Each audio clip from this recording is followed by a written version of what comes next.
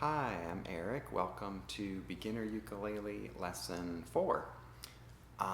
We're going to get right into our new chords. We've got a couple of new chords to learn today, and we're going to do a song called Careless Love.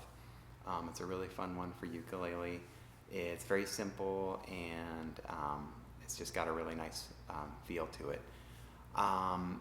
Just a little review about or a little reminder about our finger exercise that we're supposed to be doing every day. So this is first finger, first fret, second finger, second fret, third finger, third fret, and since lesson 1 we've been doing this on all the strings. So you're just plucking each one, each fret as we go. Fingers 1, 2, and 3, first fret, second fret, third fret. That's really good to do, really important exercise, good for your fingers and getting used to this, which is first position. We are going to learn some single notes and some single note melodies in a little while, but for now, just work on those, that finger exercise. Okay, so our new chords today are going to be D, D7, A, and A7. And it sort of came about because I wanted to do this song, Careless Love, but the song that, the version that I had was in the key of G, but that was too high for my voice. So I transposed it to D, and I thought, well, it's a good opportunity to learn those chords. So D is probably, it's probably about the same level as G as far as difficulty. It's just a little bit different. It's not really hard. Basically what you're going to do with D is we're going to press 3 strings down on the same fret, the second fret. Okay, so all 3 strings. The G string, the C string, and the E string. All right.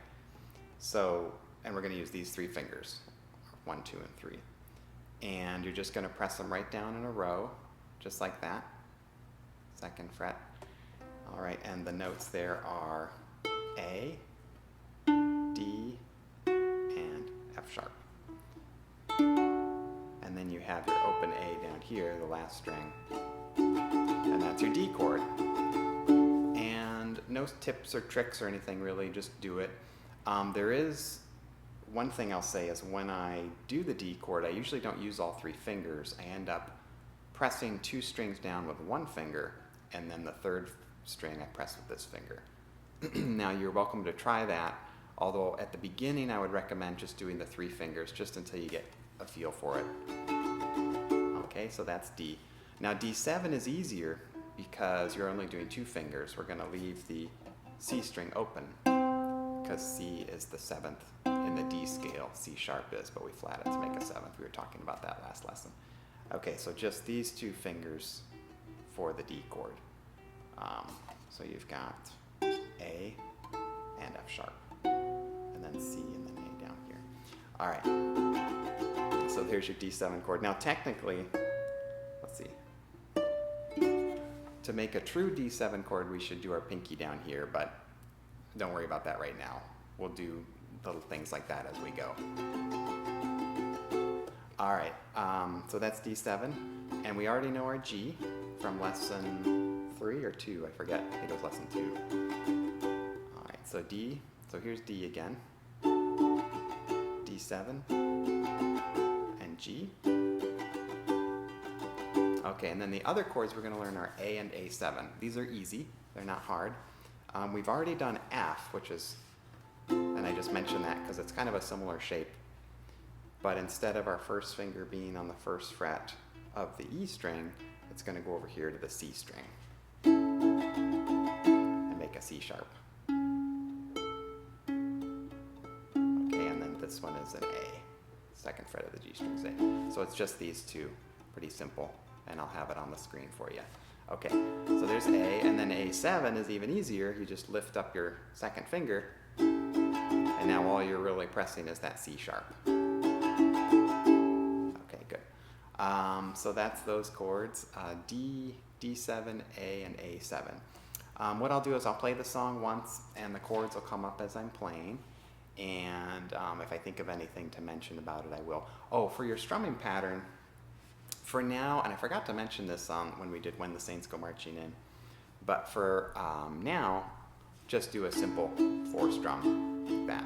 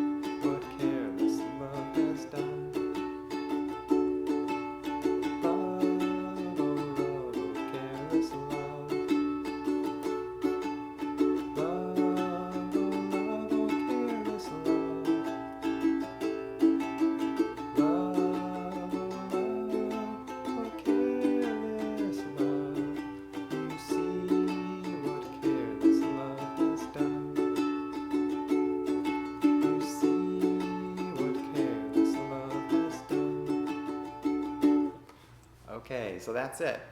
There are other verses to the song, but I just don't really have time.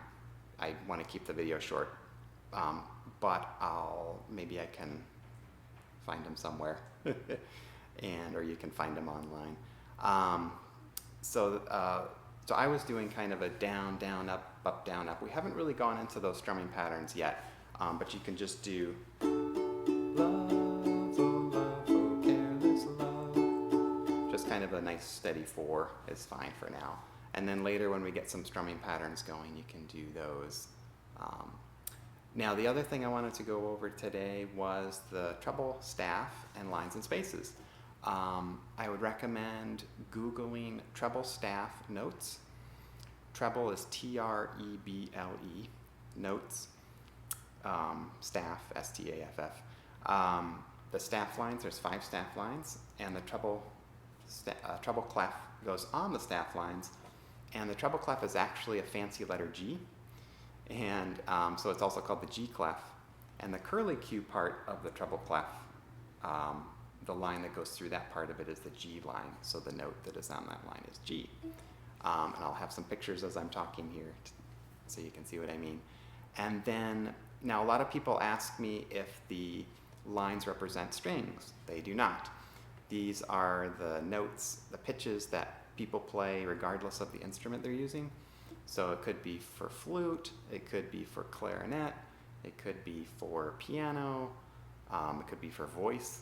So the lines and spaces just represent pitches, high versus low. And then, of course, going this way is time, right? So it's kind of like a graph in that sense. Okay, so the lines are, starting at the bottom, every good boy does fine, E, G, B, D, F. And do your best to memorize those, because we are going to be learning some single note melodies in a little while. And the reason for that, it improves our technique, improves our ear, and we understand a lot more about music. The other cool thing is when you learn how to read music, you can go online and find absolutely anything you want to play, and you have a shot at learning how to play it, regardless of what instrument it's written for.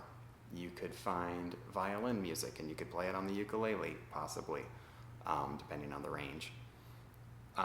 You could find piano music and play it on the ukulele. So that's one of the great benefits of learning how to read music. Oh, the space notes.